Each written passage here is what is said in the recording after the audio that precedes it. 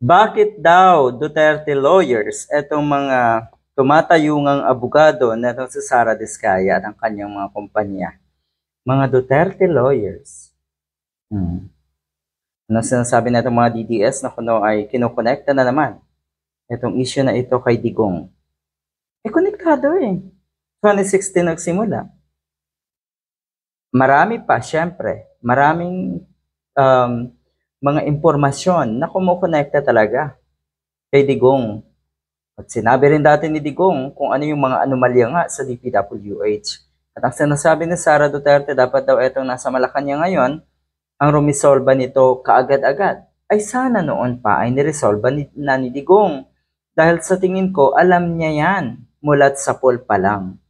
Bakit nga ba itong mga lawyers na ito, ang mga lawyers na DDS, ang abogado ni Sara Duterte, Sara Diskaya rather? Nakakapagtaka lang. Si Topacio, na lagi namang talo sa kanyang mga kaso, at karamihan daw ay nakukulong or halos lahat ng kliyente ay nakukulong. Ang ibig bang sabihin nito ay makukulong na rin itong mga Diskaya? Meron bang political alliance dito na nangyayari?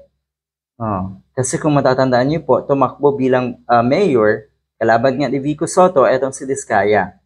So, nakikita niyo na, merong political alliance na nangyayari. At lahat ng yan ay konektado sa mga investigasyon din na nangyayari ngayon, sa mga anomalya na nangyayari ngayon. Lahat yan ay konektado. Hindi naman daw patunay na ito ay may sala, sino man. Pero bakit etong dalawa ang kanyang mga legal counsel, or bakit dito sila kumukuha ng serbisyong legal etong mga to? 'Di ba? Nakakapagtaka. Ang katanungan ng taong bayan, susunod na ba sa kulungan etong si Diskaya?